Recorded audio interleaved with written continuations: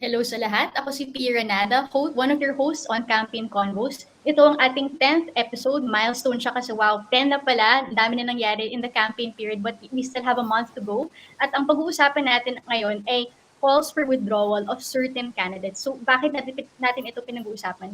Kasi over the past few days and weeks, may mga louder calls from certain quarters for certain candidates to withdraw. For example, yung isang ISCO volunteer group, sinasabi nila na their own principal should consider withdrawing and support Vice President Lenny instead. The same calls for Manny Pacquiao, and then yung kanyang running mate naman sinasabi na si Ping Lacson should withdraw naman para maging Manny Soto yung tandem. So over the past few days, we've been seeing more hype for this kind of thing. At gusto natin himayin exactly kung bakit nga ba may mga ganito pag-uusap at ano ba talaga yung parang magandang context para i-analyze ang ganitong mga kaganapan para sa ating mga voters sa mga viewers. Pero bagong lahat, magpapakilala muna kami. Again, I'm Pierre Nada and I cover the Isko Moreno Willie Ong tandem. Hi, I'm Ikari and I cover Team Pacquiao Chenza. Hi everyone, I'm Jairo Boliedo. I cover Team Leody de Guzman and Walden Bell. Hi, I'm Bea Pupin and I cover Sara Duterte and the Unity. Okay, temperature check muna tayo. Doon sa mga candidates na sinasabi mag-withdraw, ano yung mga nasasabi na nila about those calls? Like, paano sila nag-react? I mean, mayroon bang willing sa kanila mag-withdraw? Siguro we can start with Aika, covering Manny Pacquiao. Okay. So, si Senator Pacquiao, ayaw niyang, well, at least sinasabi niya na itutuloy niya yung laban hanggang sa dulo. At sinasabi din niya na titigil lang daw siya, mag-withdraw lang siya kung meron siyang makukuhang sign from God. So, syempre, alam naman natin si Senator Pacquiao, ano talaga siya, religious and pinapakita niya naman sa lahat ng mga statements niya. So, tinanong namin, Senator, ano bang ibig sabihin ng sign na yan, no? Ang kwento niya na actually meron daw siyang napapanaginipan kapag lumalaban daw siya sa boxing ring before. So, sabi niya, na parang siguro mga, ganito yung quote niya, parang siguro mga 1 week before, mabibigyan daw siya ng sign kung mananalo ba siya o hindi. So, I don't know, we'll see kung ano talaga yung magiging kalalabasan, no, nung talagang sinasabi niya. Pero, well, according to him, hindi daw siya talagang mag-withdraw. So far, wait and see daw siya. At naniniwala din siya na kakayanin niya pa raw na umakyat pagdating sa mga pagkakampanya, like in terms of preference ng mga voters. Kasi nga, sabi niya, ikutan niya na, kasi ito na yun, huling ban na to, full blast na yung pagkakampanya niya. Okay. Yung isa pa kasing candidate na sinasabi mag-withdraw na lang siya is si Isko Moreno, yung candidate na kino-cover ko. At so far, parang ang narinig kong talagang nag-explain ng side ng camp niya is si Lito Banayo and Ernest Ramel, yung kanyang isa doon campaign manager and yung party chairman, Action Democratico. At ang sabi nila, number one, hindi pwedeng unity talks for withdrawal kasi in the first place, parang they doubt yung premise ng unity talks. Baka ano lang to, parang just another agenda for a certain candidate to get ahead for their own parang personal ambition or whatever. And then, isa pa, sinasabi nila, hindi naman tama dapat na mag-base ng decision yung mga tao na ipa-withdraw ito or whoever or switch to whoever just because of survey results. And they're saying that things like yung Pulse Asia survey where si Isko Moreno is still at 8% and he's been overtaken by Vice President Lenny Robredo with 24%. Sinasabi niya na you shouldn't be basing your decisions on those things kasi number one, snapshot lang ang mga surveys na ito at marami pang pwede mangyari and there are possibly other factors daw affecting those surveys kaya hindi sila ganun ka-accurate kasi for example, like, toxic environment daw making people say that they're gonna vote for candidate X just because they're scared to be bashed or to be criticized by like their friends or family. So, yun yung mga sinasabi nila. And si Isko Moreno himself, like kung nakita mo yung mga ginagawa niya, tuloy pa rin talaga. Like, he's now in Zamboanga and he's really campaigning. Tomorrow he'll be in Cebu. So, parang non-stop, no let-up in his campaign so far. Even if marami ng mga questions sa kanya or mga issues like switching parties of his volunteers, go pa rin siya. And to his credit, no, parang he's really unwavering in thinking that I'm running not because I'm going up against someone, but because I want to offer my parang version of leadership and karapatan ko naman to pursue that no matter what other people say. Si Bea Cupin, she covers Sarah, but si Ping Lacson, what have you heard? Yung reasons niya to, or reactions niya dun sa calls? Proxy muna ako kay Rambo today. Actually, siguro yung backdrop dito, kaya wala si Mara Cepeda rin dito is because Vice President Lenny Robredo has a huge rally in Tagum City today, right now, ongoing. I mentioned that kasi Pantaleon Alvarez, as we all know, switched from Lacson to Lenny Robredo. Malaking ano rin yun, like malaking ayoko sabihin kabawasan kasi the Lacson campaign would beg to. But it's huge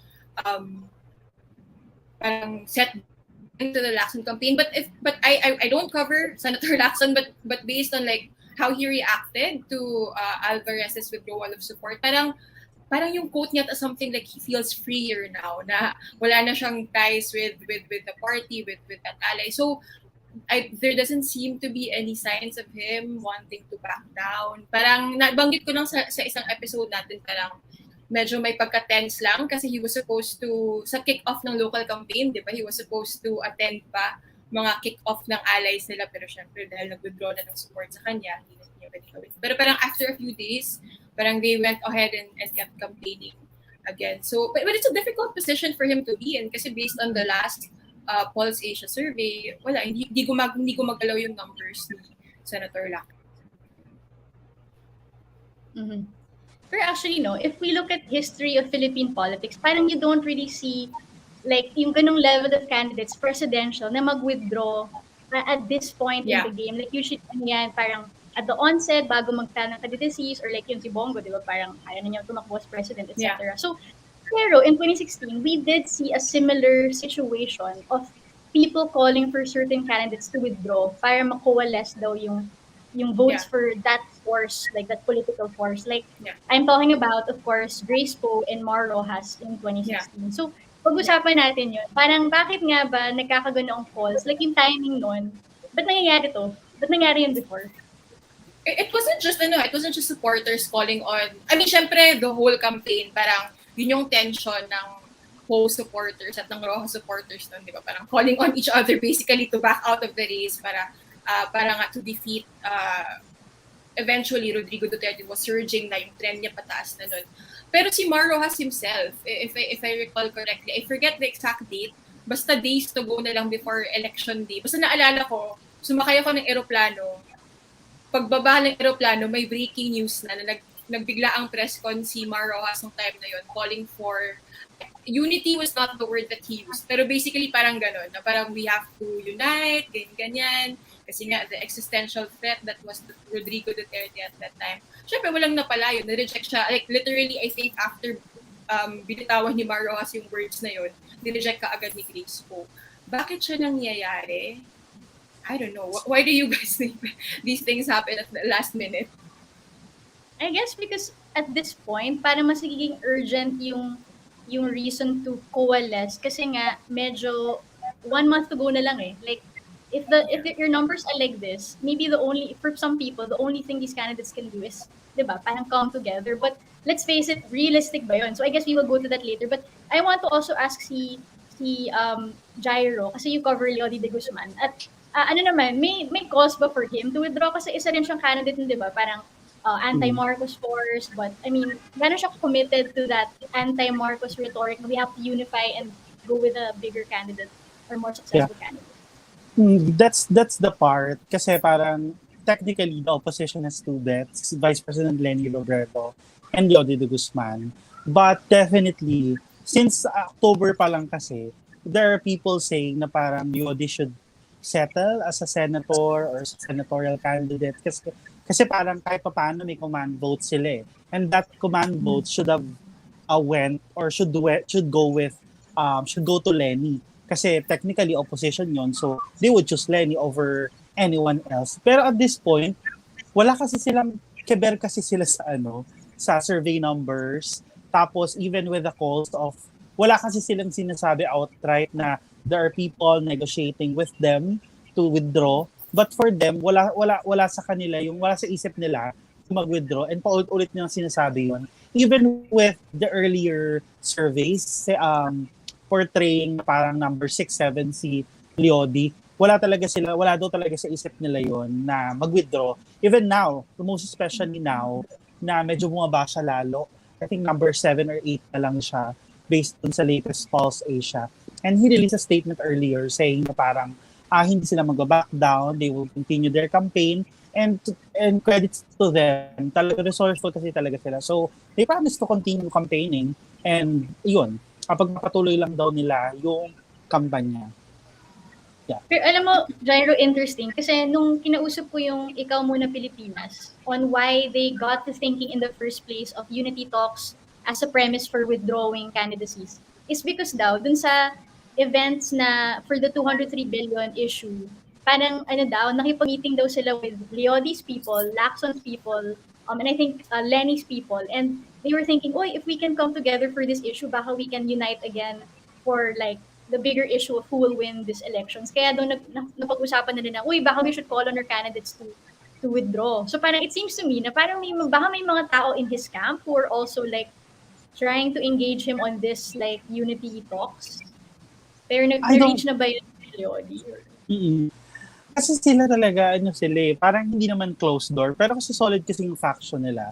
Especially the Partido Lakas ng Masa, Partido Lakas ng Masa, saka Laban ng Masa, yung affiliated group ni Leody and ni Walden Bello. Close kasi yan faction yan. At hindi naman sa untouchable sila, pero talagang hindi kasi sila nagdedesisyon ng ilang tao lang. Parang the whole party decides sa kanilang mga gagawin ng mga kandidato nila o ng mga bet nila. Siguro kung may mga ganung talks man, I think prevailing pa rin yung mananatili sa race si Leody de Guzman. And besides, parang statistically speaking, don't bash me, pero statistically speaking, if we're gonna base on that Pulse Asia survey, hindi naman super laki nung kabawasan sa opposition votes if ever magpatuloy man si Leody de Guzman. Right. And parang isa ring, I guess yung reason why nagkakaganitong talks now, maybe more urgent than before, was because of the overarching concern of certain people to prevent Ferdinand Marcos Jr. from winning. And we see his lead, it's still very large, it's still majority. And at this point, parang feeling nila na dapat mag-sacrifice kayong mga kandidato. Like, yun yung mismong words ng Ikaw Muna Pilipinas, parang make the supreme sacrifice, be a hero for the country by withdrawing. But I want to ask all of you, at this point, is it realistic to expect that of the candidates? Yes, Bea. Sige. Yung iniisip ko kasi more than the personal ambitions. Like, I'm sorry, but I couldn't care less about the personal ambitions of these people. Pero yung iniisip ko on a practical level, is it even a smart strategy? Kasi people seem to think, yung elephant in the room is people want the candidates who are not second, so hindi Lenny Robredo. Parang yun yung thinking ng marami, di ba, na mag-back out na kayo para lahat ng boto, ma-consolidate, mapunta kay Lenny, kay Vice President Robredo, and then let's build on that. But, that's a very simplistic assumption. Kasi hindi naman lahat ng voters ni Manny Pacquiao, hindi lahat ng voters ni Ping Lacson, hindi lahat ng voters ni Isko Moreno, automatic kay Lenny yan pupunta, di ba? Parang, we shouldn't assume that a vote for Isko is also, parang masyadong simple na, parang people are much more complicated than that. And I think the data will show that also. Di ba? Na hindi ganun kasimple na porket umalis yung isang kandidato, magko-consolidate yan ng forces into one single candidate. Actually, 3 analysts told me na in the case of Isko's votes, parang split halos yung votes niya. Yeah.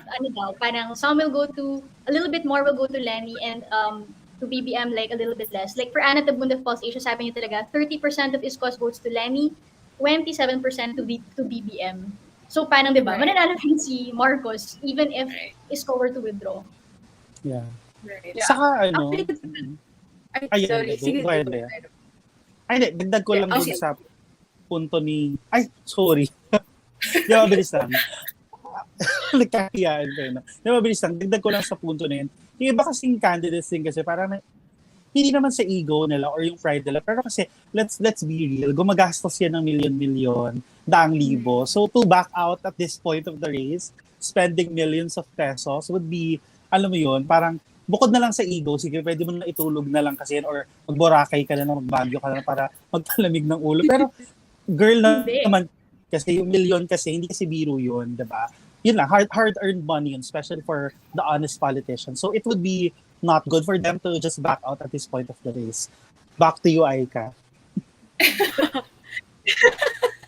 Sorry. So, sinabi mo nga actually, totoo yun kasi imagine mo si Senator Pacquiao nga, parang niya yung ginagamit niya, di ba? So, I don't think he has a lot of, campaign funders aside from yung talaga mga naniniwala sa kanya, no? But even then, hindi siya ganun kalaki kumpara mo sa laki ng pera niya na ginagastos niya sa sarili niya. Even si Mommy Junisha nga, nagsasabi na, sako ng pera na naman yung mawawala, ganyan. Kasi patapok mo daw siya, di ba? So, nakalimutan ko, yung inaragdag ko kasi kanina, hindi naman kasi lahat nga ng boto, di ba, mapupunta kay Bongbong Marcos. And actually, one of the analysts na I talked to rin, katulad mo kay Pia, na sinabi nila, mali, the strategy shouldn't be them backing out, but more of them trying to get yung mga sa Duterte voters na nadala sa Marcos camp. Kasi sabi niya nga na parang yung mga Bongbong Marcos camp na talagang naniniwala mga loyalist, wala kang magagawa dyan, sarado yung utak nila. Pero yung talagang mga kaya mo pang isway is yung mga dinala ni Davao City Mayor Sara Duterte. So I guess yun yung parang one of the things na kailangan din pagtuunan ng pansin, no? Kasi so naman na hindi talaga lahat pupunta dahil yun nga, di ba? I think the main reason then why some analysts would rather Isko Moreno and Manny Pacquiao stay in the race. Kasi nga, if they really want to, at least what they say, if they really want, if the Filipino people really want, don't want the Marcos presidency, then support yung mga other candidates na kayang magpabawas ng boto na yun. I'm reading comments from Facebook or YouTube about if kung may mag-withdraw daw, kailangan mag-endorse. That is the naman, di ba? Hindi siya once bye. May may transition naman yan. If a candidate should withdraw, obviously you're withdrawing for someone, hindi lang na basta ka lang nag-back out sa race. Pero again, yung question kasi dyan, automatic ba yun? Like, automatic ba yun na kunwari if candidate C endorses candidate B, will candidate C's voter base go to B? Parang, di ba, parang hindi kasi yan automatic na porket sinabi ng first choice mo na ito na lang piliin nyo. Hindi ganoon ka-simple yung, hindi naman to tipong, hindi to, ano bang metaphor na pwede. Hindi siya simpleng laro lang na parang sinabi ng leader mo na doon ka na lang kasi, or hindi siya parang yung sa jeep, alam mo yun, sabihin ng driver na bumaba ka na lang kasi konti lang pasahero dito, doon tayo sa, hindi ganoon ka-simple yung electoral game at numbers kasi, people's choices are very nuanced. Saka yun nga, just to strengthen yung points niyo earlier, hindi kasi talaga automatically pag nag-withdraw si Isko pupunta kay Lenny. Kasi at the end of the day, kahit i-endorse pa, let's say, ni Isko and Pacquiao, si Lenny Robredo after they withdraw, hindi naman kasi yun assurance na mapiplease nila yung makukuha na agad automatically ni Lenny yung boto. What people should be doing or thinking about is dapat yung mga, katulad nga ng punto ni Aika kanina, yung mga candidates, let's say, if they want to beat Marcos, yung mga candidates na kumukuha somewhat ng voters kay Bongbong, di pala kasi niya yung campaign. So eventually, get more voters from that certain candidate, from let's say candidate X. Or on the other hand, pwede rin naman na i-target yung mga undecided and the soft voters, especially yung mga soft voters kasi medyo convertible pa yan kahit papaano, unlike nung mga hardcore voters na. Actually, ko lang bukod lang sa like practical reasons of the millions that you've already invested, the people invest new. Syempre, baka ego, pero syempre be disappointed thousands who may not have shelled out money, but people who genuinely believe na ikaw dapat yung, parang like, I can only imagine for the candidates who are bombarded with calls to back out. Parang iisipin din nila yung kahit paano na parang, shocks, yung lola na nakita ko sa isang campaign rally na mangiyak-ngiyak nung makita ako. At parang, alam mo yun, parang kinausap ko, parang iisipin mo rin yung kahit paano na parang may people naman who genuinely see hope in the promise of your leadership, and of course they'll consider that. Parang hindi naman to ano lang, pera-pera lang or numbers lang. Syempre parang it might be a little bit of their ego as well, but people they'll think about that surely. Yung isa pang issue of withdrawal, yung nakikita natin related somehow to the vice presidential race. Kasi, di ba sabi ni Lito Atienza, who is the running mate of Manny Pacquiao, na pinlakso mag-withdraw ka na lang para maging Manny Soto tandem para daw to increase the chances of Tito Soto winning against Sara Duterte. Parang, saan ang galing to, Aika? Parang nangyari na? Out of the blue. Out of the blue. I think yung totoo daw, sabi niya, according to Congressman Atienza, kasi di ba, nung start pa lang ng campaign, nataplok siya. So sinabi niya na, at that time, na parang it's going to be difficult for him to join yung mga sorties, ganyan. So parang sinabi niya na kay Senator Pacquiao na, actually, kung mag-back out man ako, ang gusto ko sanang partner mo is si SP Soto. Though, yun na nga parang nag-snowball na siya into something else kasi nag-end up, parang meron ng sagutan si Congressman Atienza at si Senator Ping na parang GMRC thing na something respect. Anyway, so yun na yung naging nangyari. But right now, parang I don't know parang it's difficult to assess kung meron na bang movement doon. Kasi every time we ask si Senator Manny Pacquiao, parang mag-uusap kami. But ilang days na lang mag-May 9 na. So we don't know yet kung may consolidation ba of forces or parang ginagawa lang ba to spice up the campaign. We don't know yet.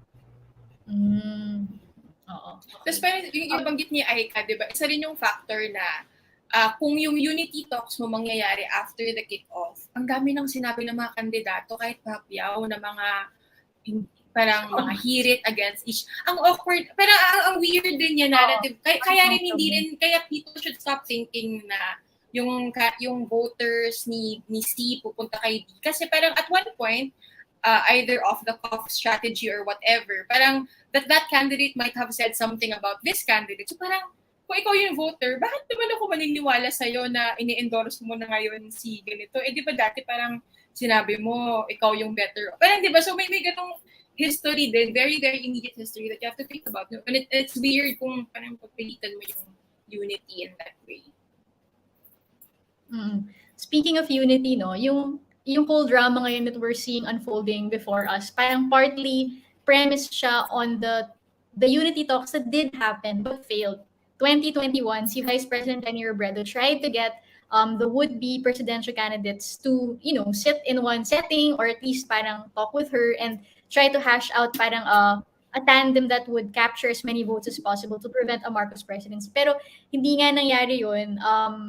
In fact, si Ping Lacson proposed the very thing that people are talking about now para mag-withdraw yung mga candidates na mukhang mababa sa survey. But that was rejected by Lenny Robredo.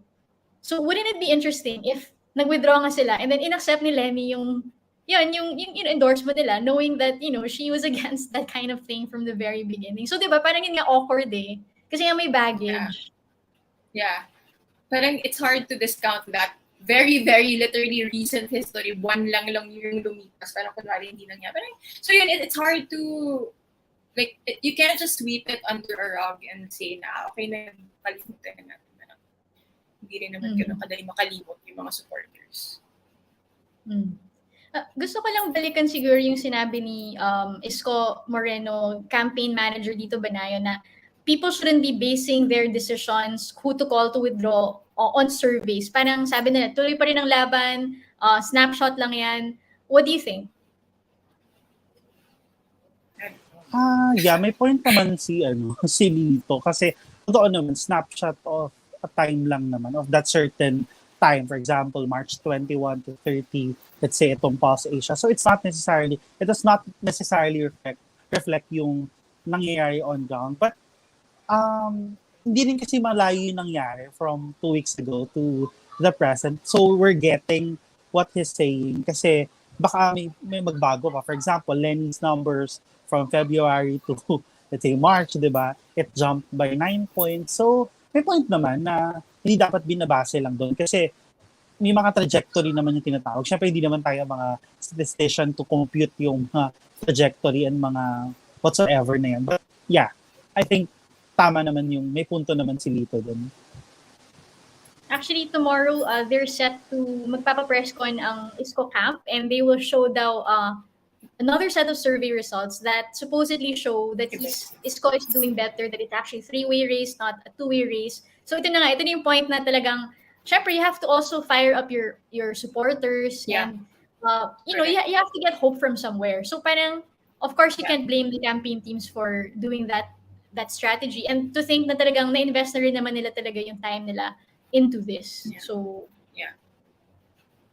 Tsaka, hindi naman siguro ito negative view of voters, pero I think it's also human nature to want to bet on a winner. Like, you don't wanna, di ba, parang, hindi mo kasi ma-deny, may prevailing mentality din na sayang naman yung boto ko. Kung yung iboboto ko, ganyan, parang, hindi naman pala mananalo. So, parang hindi mo rin siya naiwa. Hindi ko sinasabing tama yun, or mali ba yun, or whatever, but I think for a lot of people, that's how they think.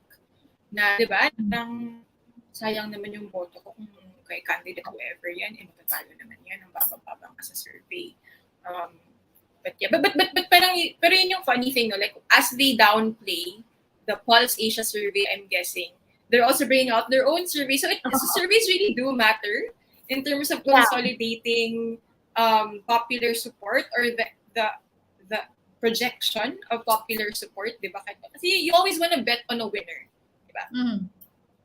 At the same time, though, meron din parang behavior ang Pinoy na they like the underdog. So I don't know at this point if that still matters, because this time in 2016, Duterte, who used to be the underdog, ano na siya, second place. Parang 4 percentage points away na lang siya from Grace Poe, di ba, 2024. So, but ano pa nun parang the underdog is getting somewhere. And so parang, hindi siya underdog, but at the same time, ano siya, parang he didn't lose the underdog persona just because he was gaining. That traction stayed with him all the way to the end. So, tsaka talagang ang ganda ng angat ni Duterte noong 2016 eh. Di ba, na parang, kumbaga yung parang pinaka-peak na wala ka na magagawa. Parang 2 weeks left na lang sa elections, di ba, nung parang, I think nag-stop na mag-release ng survey when I think he surged to number 1 na talaga. So, parang at that point, if I'm not mistaken, in 2016, 2 weeks before election day, some of the candidates already knew that they were going to lose based on the data that they had. So, hindi ito yung Pulse Asia na survey. Ito yung mga internal surveys, many, kasi they do have many sources of data. Parang 2 weeks, as early as 2 weeks ahead, alam na nila na, okay, Duterte's gonna win. It was a different story for the vice presidential race, of course. Pero, yeah, ganun kaaga na gets na ng mga kandidato at ng teams na malabo na to. So what do you do if you have the data na convinces you you're gonna lose? Anong gagawin ng candidate sa ganun? Kasi kinover ko nanalo so hindi ko alam yung ginagawa ng loser. Ako magpe-pray na lang sila, charot. Hindi, okay, ganito. Kung within the campaign, niisip ko muna kung pwede sabihin. Hindi. Kasi syempre may campaign kitty ka, di ba? And every candidate knows this. They have to maintain a campaign kitty up until the end of the home stretch. Kasi syempre, iisipin mo pa yung poll watchers mo, yung pondo ng poll watchers mo. Kung sakaling kailangan mo mag-file ng complaint after to challenge the results, kailangan mo rin ng pondo for that. So, crucial to know where you stand in the weeks prior. Kasi then you can allocate where the rest of your campaign kitty goes. Bubuhos ka pa ba sa ads? May point ka pa bumuhos sa ads? If so, what kind of ads should you target? Parang TV ba? Radio ba? Ganyan. Parang magbawas na ba tayo ng terrace authority and instead divert that to poll watchers or lawyers or whatever. So parang crucial yun kasi ano na yun? Budget allocation na yun. Kasi by that time, syempre lumiliit na yung kitty mo, di ba? Although smarter campaigns will make sure na may nakatabi talaga na parang ito na yung bulk ng amount mo talaga for the home stretch. Because, unfortunately, campaigns are very, very, very expensive. Saka kapag meron na kasing numbers prior to the elections, bukod syempre mahirap na habulin and it could be, statistics kasi yan after all. It's scientific. Surveys are scientific. So, siguro yung iba, nagpe-prepare na ng magandang PR or na magandang strategy post-elections. Mag-file ba ako ng electoral protest? Ano ba yung gagamitin nating media messaging kapag sakali?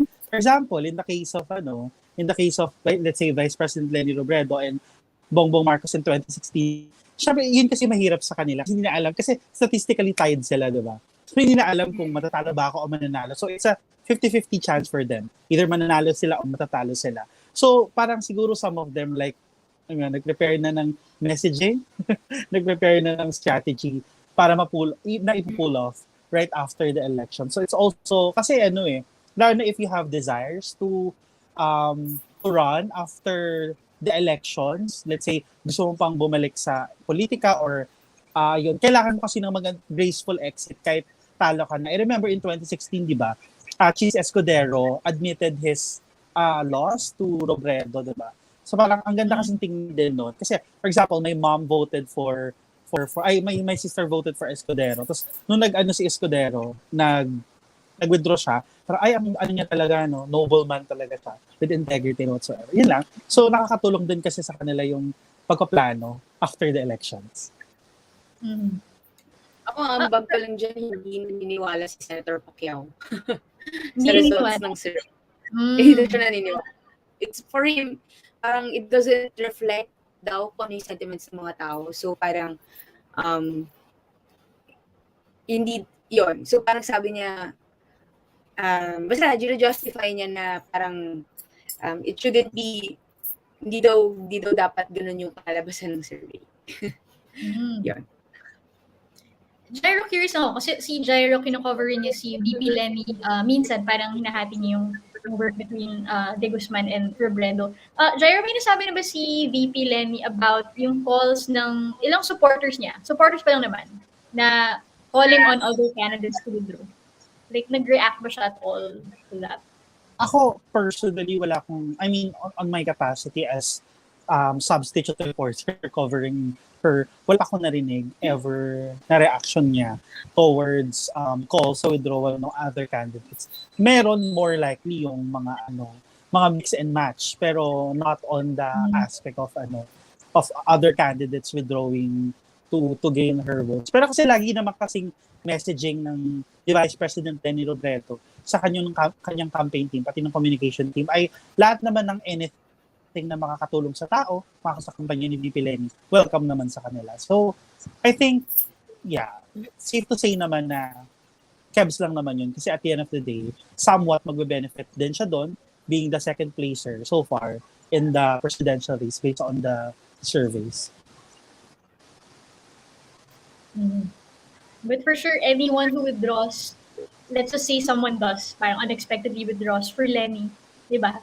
I'm sure magiging hero yan ng supporters ni VP Lenny. Like, he or she will be deified na, wow, parang how you made the supreme sacrifice, baka bigyan pa yan ng cabinet position or something, or magkaka-calls for that. So, may natin, baka rin siya, survival strategy later on. I don't know how serious like these withdrawals calls are and how they're being taken by the candidates. But you never know, dami nga pwede mangyari, di ba? Parang, what if all is lost na? Pero ito parang medyo one way to redeem yourself or have a position later on.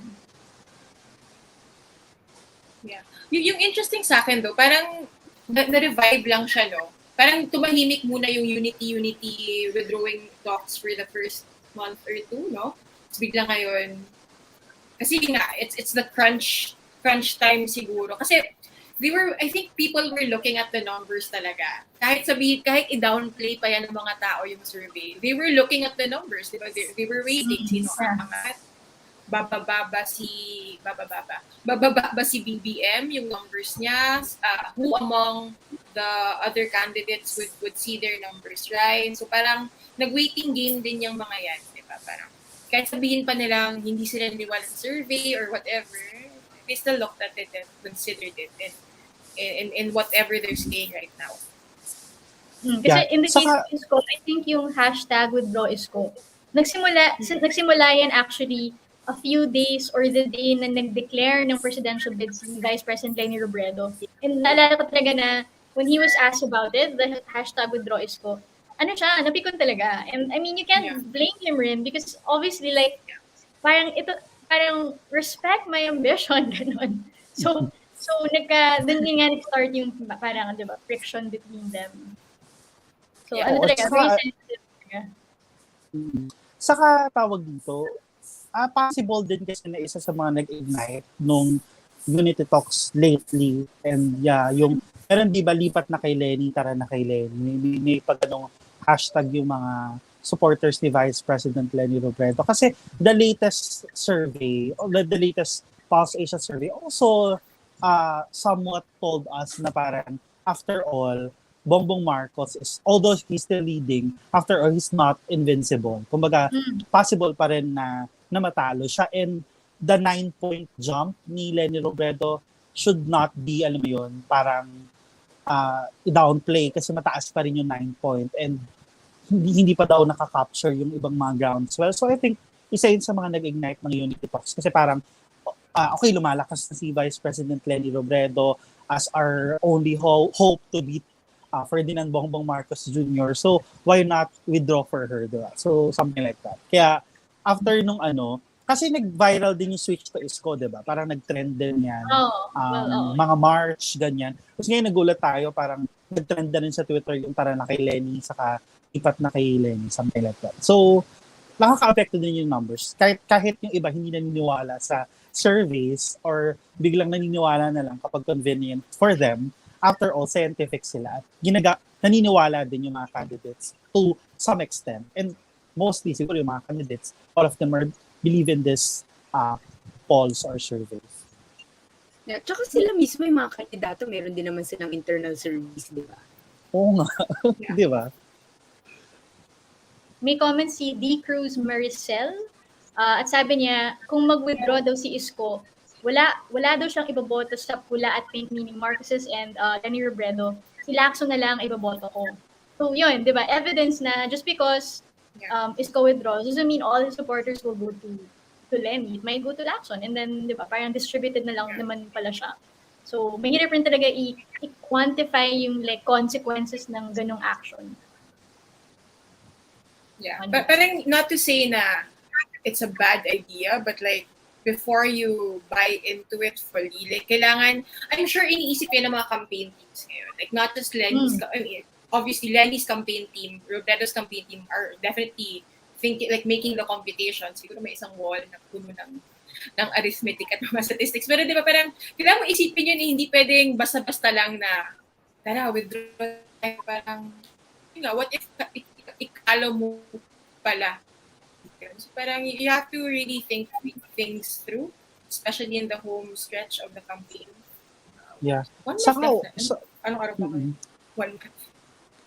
Oo. Less than 1 month and 2 days. Saka may timing din kasi yung mga withdrawal na. Hindi kasi may pwedeng, okay, 1 month before the elections, mag-withdraw kayo to support Lenny. Kasi baka mamaya meron na diyang mga solid voters, dating undecided soft voters na completely naging hardcore na. So I think maganda rin, kaya nga di ba, 2021 pa lang, may Unity Talks na sila kasi ideally, di ba, yung mga ganitong klase ng thinking, wishful thinking to unite and to consolidate votes of certain candidates for a certain candidate ay dapat maaga pa lang. Ideally, I mean, syempre, hindi natin masasabi kasi wala naman tayong scientific basis or quantitative basis to analyze that. But generally, it would work well, di ba? Parang mas maganda naman tingnan, let's say, kung nag-withdraw si candidate X before ng campaign period and then for that candidate, sumama na lang siya sa campaign, kinampanya na lang, di ba? So, in that sense, alam mo, magiging mas effective yung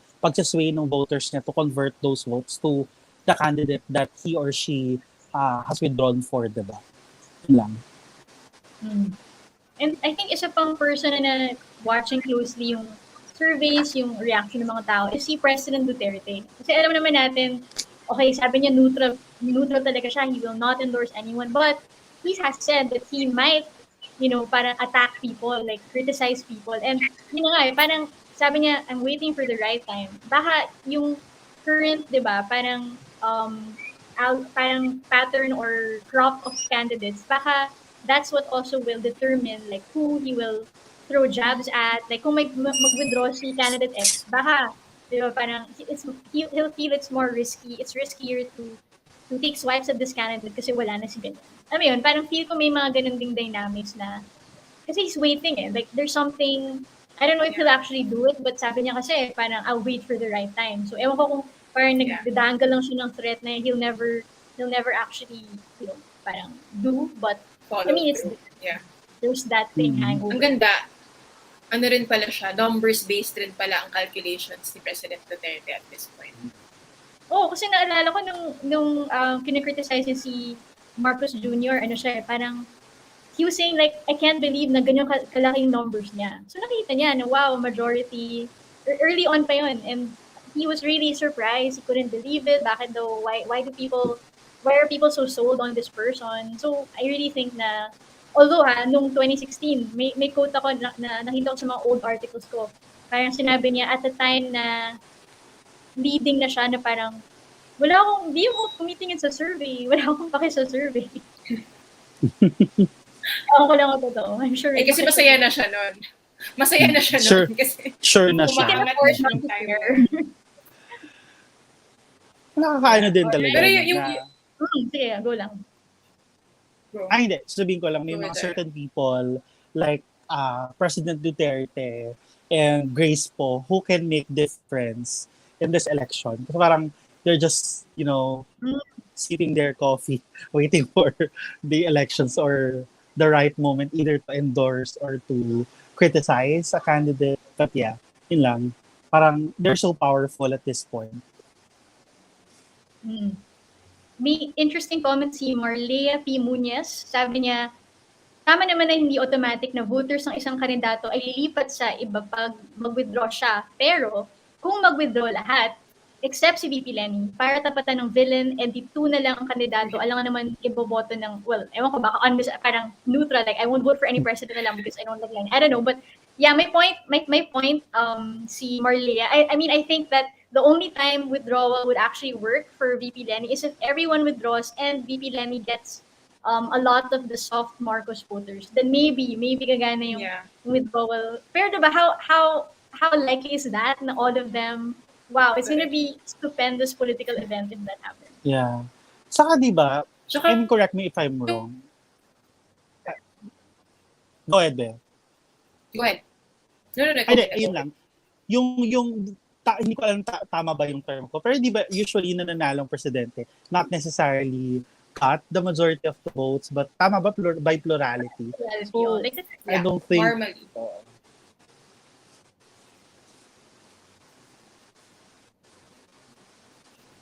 Yun lang yung mahirap dito, I think. Kasi I can't even compare it to 2016, which is obviously our most recent presidential election, and also may unity calls din last minute towards the end. Kasi iba yung numbers kasi ng front runner ngayon, hindi mo talaga siya, as in like, unthinkable siya just a few years ago siguro. Like even I had to pause for a while para to absorb na at one point, maybe registered 60. That's almost unbelievable, no? Na numbers for a presidential candidate. So it's a different dynamic. Siguro kung dikit-dikit pa yan, mas madali pa siguro yung computation of what a withdrawal and endorsement, kasi marami nagpo-point out sa comments na withdrawal and endorsement. So parang mas madali siguro, pero ngayon kasi ang laki ng gap. So parang kailangan mong isipin, ang dami pa niyang math. Ang dami niya pang dagdag na considerations. Saka the fact na neck to neck sila in 2016, siguro one reason rin why it wasn't very easy to consider withdrawing. Kasi nga, may possibility pa naman talaga na pwedeng manalo si Binay, Grace po, whoever, Marojas. I mean, pero now kasi, diba, I guess that's why people are fueled by this withdrawal call is because malaki na talaga yung gap between the top two and top one. So, yeah, you can understand where people are coming from, but yun nga, we have to really also take into consideration na sobrang daming factors that come into play in a campaign. So, hindi siya ganun. May comment dito yung Gen Z, PH, si Isko ang top second choice kasi malakas siya sa masa, gaya ni BBM. Dapat si Lenny ang mag-give way para kasi pang elitista siya. What can you say about this? Parang yun din yung pinanghawakan nila Pia, no? Na based on data, siya yung top second choice. Actually, may thinking nga na if Lenny had not decided to run and instead supported Isko Moreno would be more palatable to a wider sector or spectrum of voters and would probably have an easier time cutting the lead from Marcos. Kasi, di ba, parang nagiging yung usapan, nagiging hindi Liberal Party versus Marcos family, but nagiging competence. Like, because they're never really like katunggali before.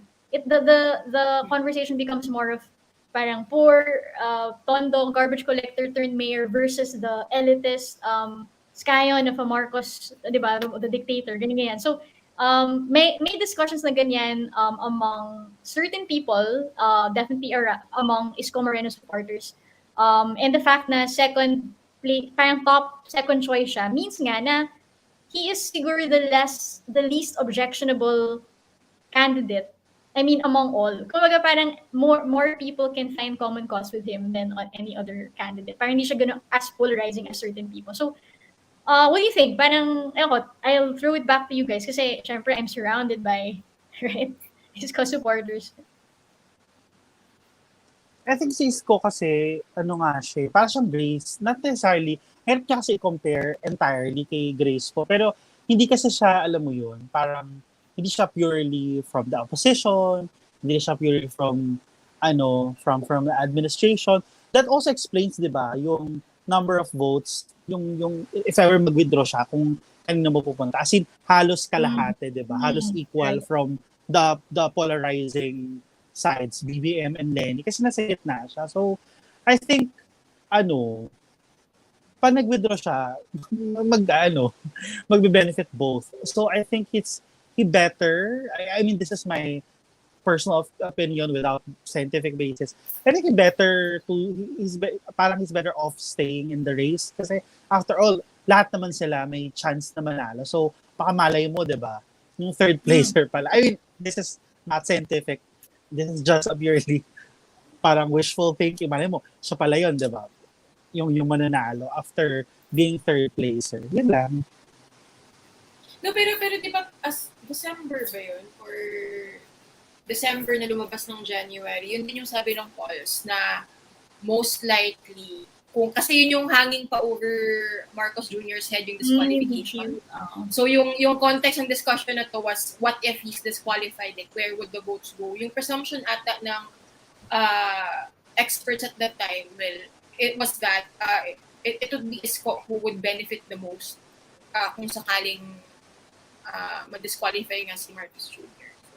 Parang hindi naman siya out of the blue lang na sinasabi natin na yung boto ni Isko may mapupunta kay BBM. Parang even before, may connection talaga, yung may commonality sa voter base. Tama ba yun? Actually, isa pang balakid sa unity talks that people keep banding around is itong comment ni Ruth Banares na may ganitong thinking talaga among the camps of the non-Lenny candidates na Lenny is the one who betrayed the trust of Isko, Ping, Manny, and others during the negotiations kuno. So meron talagang trust issues among the candidates to begin with. And Ping Lacson has gone public with it. May tweet siya talaga na parang reject ni VP Lenny or parang steamer. I mean, these kinds of adjectives, they're really, may bad blood, kumbaga, parang among Isko's camp. Like, I also hear about it. And so, talagang, paano yun? How do you get them in the same table when they don't trust each other? And in fact, the person you want them to unify for, Lenny Robredo, is the prime object of that mistrust. So, di ba? Hirap eh. Yung sabi ko na parang there's this recent history. So parang hindi mo yung lahat. Parang, di ba? Parang, well, madali siyang sabihin na parang, for the country, for unity, for whatever, para sa bayan, ganyan. Pero again, I don't think voters will easily forget that recent history na parang just a few months ago, parang galit na galit kayo. And syempre parang as that comment reflects, meron ding residual distrust na napasa din sa supporters nila, di ba? Kahit pa paano. Tsaka siguro dagdag ko lang, I think we have to remember na during that period of time, I think yung mga sila nung hindi pa sila nag-file ng certificate of candidacy, meron na talaga silang they're positioning themselves as sila yung magiging tao na ibaback ng mga ibang candidates. So So siguro for example na lang si Senator Pacquiao, and one of the reasons why hindi naman talaga natuloy yung pag-unite nila is kasi naniniwala siya na destined siya.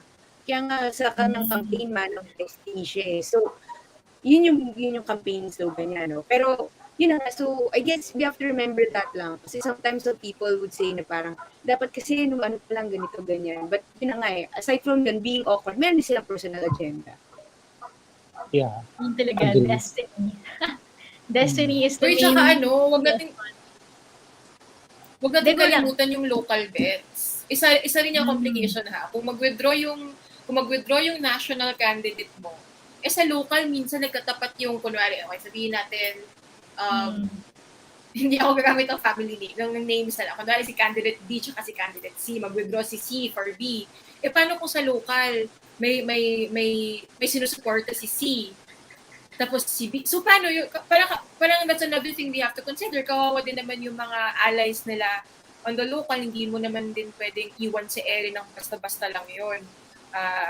Diba? Parang, well, other people will just figure it out after. Pero those are some of the things that the candidates and the campaigns will definitely thinking about. Kawawa naman yung mayor na in-assure natin na, karga kita, I'll support you, I'll endorse you, and then parang, weeks before, biglang, nag-withdraw yung, di ba, parang for a while yun yung situation ng PDP Laban Bets sa local, di ba? Nung before nila in-endorse si Bongbong Marcos, nung biglang nag-withdraw, parang yung drama ng PDP Laban na, baka nakalimutan nyo na to, or recent history lang to. Yung unang standard bearers ng PDP Laban ay si Bato de la Rosa at si Bongbong. Tapos nag-file ng president. So di ba parang that caused so much confusion sa local level ng mga PDP Laban members. Kanino ba talaga tayo aalay? So you have to think about them also. Actually, what happens kung mag-withdraw yung candidate? Sa balota, yung name sila nandun pa. Di ba? Yeah. So hindi I mo think pinaprint na eh. Di alam confusion pa yun. Ni local voter na, oh my gosh, wala na pala siyang, hindi na pala, di ba, tapatakbo to, pero sinade pa din niya. Hirap, di ba? Di ba, Diba? ganun yung nangyari kay, Tapos kay Roy, Sanyares ba yun? Sanyares? Yung namatay before the election. Yeah. Yung people still voted for him. Yeah. I mean, some Right. 20,000. Yeah. His Still name is there. still there. At kahit ibalita mo pa yan, hindi naman niya naabot sa lahat ng sulok ng Pilipinas kaagad-agad, di ba? At sa OFW Especially kung mag-withdraw parang a week before elections, parang hindi ma-reach yan yung pinaka-tuktok ng baryo ng tralala, di ba? Oo, correct. Hindi siya ganun kadali. Although, pero for me naman, ito yung advantage ng unity, yung itong withdraw calls. Pangtapat siya sa unity message ng Uniteam, which clearly, based on the surveys, is resonating with voters, right? We can laugh all we want. The comments will laugh at them, na parang ba yan, unity. Pero, kung tignan natin yung numbers, and this isn't just Pulse Asia, like you can look at all the other surveys, both commissioned, hindi pala both, isa lang pala yung publicly talaga nire-release. Pero kung silipin mo yung mga commission surveys, yung mga internal surveys ng mga teams, diba? Parang angat pa rin yung unity in tandem. So you can laugh at the unity thing all you want, but it's working, it's resonating. So yung symbolism, should other candidates, I'm talking about symbol, hindi ko na inisip yung calculations kung saan mapupunta yung boto. Yung symbolism na, ito yung totoong unity. Ito yung totoong unity, sacrificing ambition, all the months of hard work. Wow. Diba? Parang, so yun din yung pwede mo i-consider na ito yung pantapat sa unity narrative na sobrang gumagana currently for Marcos and Duterte. Kung mangyari Last yun. point. Pero kasi, I think that if you push for unity now, but it actually makes your lack of a unity more apparent, then baka mag-backfire pa.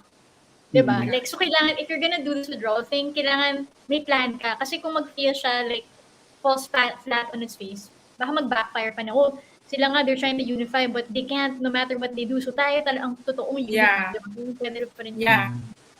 And Saka, yun yung parang understated message ng Unity when they launched, right? Kasi nung nilaunch yung Unity na, it's Lakas, it's HNP, it's PFP, and it's Pwersa ng Masang Pilipino, that was fresh off the heels of hindi nag-work yung opposition unity attempts, ganyan. Tapos biglang, tara, kami yung Unity. Diba? Na parang at that time siguro hindi natin agad na appreciate how effective that message was pala.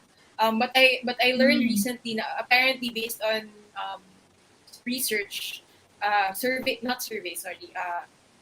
FGBs across the country pala, parang early on talaga, yun pala talaga yung hanap ng mga tao. Gusto nila ng, ayaw na nila ng bangayan, gusto nila ng unity. So, yung unity din ng unity, hindi yun galing sa hangin. hindi yun naisip lang randomly. Data-driven din siya, based on research yun. So, hindi siya surprising why it's working for their campaign right now. Yeah. Sa akin, last point lang for me dito sa withdrawal talks. After all kasi, lalo na kung maganda yung resonation, saka reception ng mga tao dito sa withdrawal, let's say, towards Lenny or Isko, kung ganun kasi, magandang campaign strategy din kasi siya to sway more voters to you. Kasi, yun nga, di ba ayaw ng mga tao sa sinking ship? Saka may bandwagon tendencies nila na parang, uy, lumilipat na pala kay Lenny or kay Isko, edi doon na lang tayo. So, after all, kahit pa paano naman, kahit hindi naman siya magtuloy or whatever, makakatulong naman siya somewhat sa campaign. Yun lang. Yun na yung ambag ko. Yung question so, talagang, what should syempre, yung advantage, hindi man to privilege, pero hindi ko to pwede itanong sa sarili ko kasi yung kina-cover ko na tandem, sila yung leading based on surveys.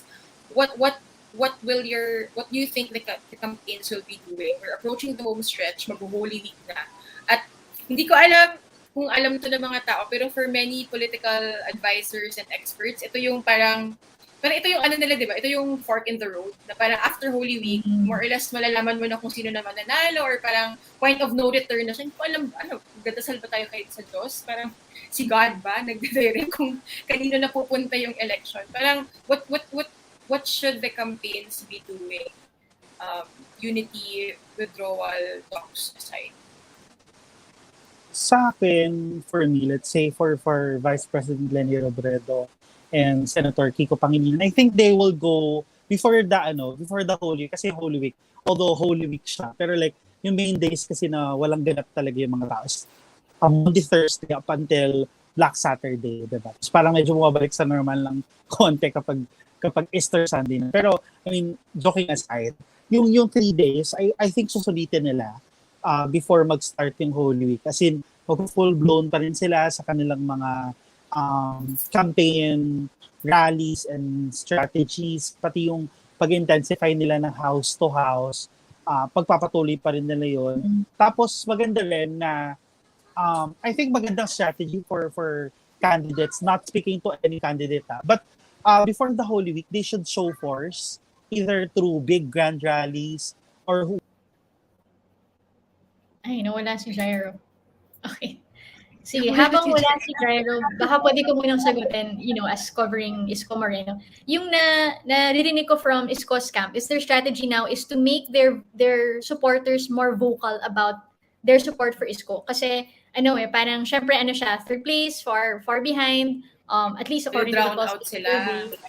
So, parang, sinasabi nila parang, silent majority, stay silent no more, mag-ingay na raw sila, at, parang don't be afraid to say that you're voting for Isko and parang stand up for your choice and others will follow. Parang yun yung messaging strategy ng Isko camp. And parang I think that a good strategy right now would be to energize your volunteers, your supporters. Kasi at the end of the day, if you're a candidate like Isko who doesn't have that many political endorsements in the local governments, diba? Your only chance is very mobilized voters and volunteers. So sila yung magki-carry sa campaign mo. The way, Duterte supporters carried Duterte in 2016, di ba? Konti lang din yung kanyang local endorsements. But it was really a very organic, parang the OFWs really came for him. So, things like that. Parang energize your volunteers and make sure that they have enough passion and parang magganado sila na to actually go out there to the polling precincts and to the voting precincts and get other people to vote. Yan dyan si Jairo. Ayan. Just to finish my sentence and thought a while ago, I think, yun lang, dapat mag-show of force at ipakita ng mga candidates, lalo na kasi mag-Holy Week na kung ano yung magre-retain sa kanila kasi mare-refresh yung utak ng mga yan. During the Holy Week, walang mga palabas, lesser news. So dapat meron kang gawin na dapat tatatak sa kanila before sila mag-hiatus or mag-hibernate sa politics during the Holy Week. Kasi meditation time yan especially for the Christians. So mahalaga na may tumimo sa puso nila bago sila magpahinga kasi maaring dalhin nila yun. So that also explains yung kung bakit, todo bigay yung mga candidates before the Holy Week. Yung kay Senator Pacquiao naman, nakikita ko rin yung sinabi ni Pia kanina na talagang gusto nilang balikan yung mga areas na yung parang solid base nila. And kasi sa tingin talaga ni Senator Pacquiao na pag nag-focus siya sa mga solid base niya, sila parang ripple effect na siya, yun ang kanyang paniniwala. So, before the Holy Week, as Jen mentioned nga, di ba, parang meron ka dapat show force, ganyan. Si Senator Pacquiao will actually go to Zamboanga City. Well, at least yun yung nasa tentative schedule niya, from Monday to Wednesday, iikot siya ng Zamboanga Peninsula. And actually, sabi nga ng Pulse Asia, mas mataas pa yung support kay Senator Pacquiao sa Zamboanga kaysa sa Soc-Sargen mismo. So, interesting kung paano yung magiging itsura ng mga susunod na araw, kung magkakaroon ba siya ng grand rallies in bawat na daan niya. So yun, I think, kasi si Senator Pacquiao, alam naman niya nakilala siya, but yun na nga, yung challenge niya ngayon sa kanya, sa mga remaining days, ay kung paano niya mapapackage yung sarili niya na as presidentiable. Yun. Okay. So that wraps up our discussion tonight. So glad you could join us. Marami mga comments. Sobrang active ng mga tao sa mga comments. So thank you so much for joining in. And alam naman natin na withdrawal would be a very dramatic development. Obviously, we're not discounting na pwede pa rin siya mangyari. But yun nga parang as any elections, ang daming roller coaster, ang daming mga patibong, and we will not expect anything less from this election. So once again, we're Rapplers reporters covering the campaign. Thank you so much for watching and goodbye.